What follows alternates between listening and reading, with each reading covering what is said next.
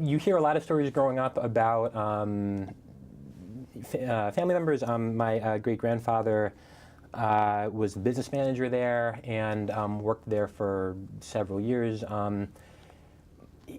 The stories that I heard, and maybe it's just what you remember, but they're often the funny stories. So growing up, I would hear various things about him, but what stuck were the fact that he shot someone and some interesting kind of stories involving my other great-grandfather and the politics of labor in a business. And so the first one involving the forward shooting involved a point in time where there were often apparently thefts that were going on around the building, the forward building.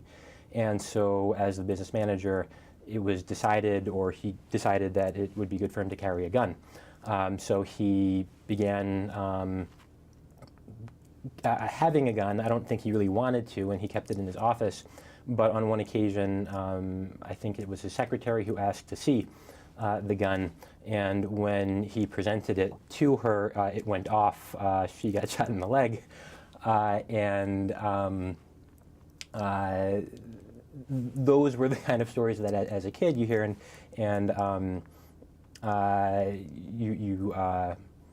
you retain.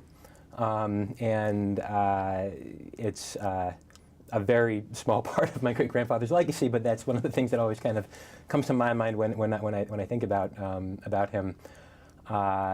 The other story that I might have mentioned was, so my other great-grandfather, Emil, who was the machinist at the Forward and did a lot of work with getting the papers printed and then shipped out. He was, the Forward worked with the Daily News, I think, in close conjunction about certain things when it came to printing.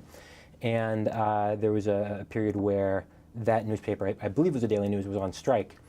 And when this happened, they would contact other papers to print for them, or the people that were doing their shipping and such were on strike.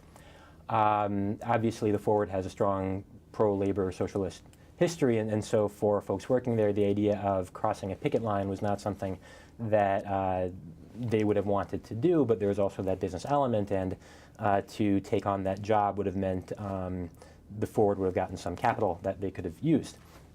So my great-grandfather stood by his assertion that he would not break a picket line, and the workaround, as I understand it, was that they set up a cot for him in the Forward offices, so he would not have to literally, in the, I think they kind of moved him into the offices that he'd be working on at the Daily News, but in any event, they set it up where he would not need to leave the building, and because he would not need to leave the building, he was assured he was not breaking any picket lines, and so he did what the Forward asked him to do and printed those newspaper editions.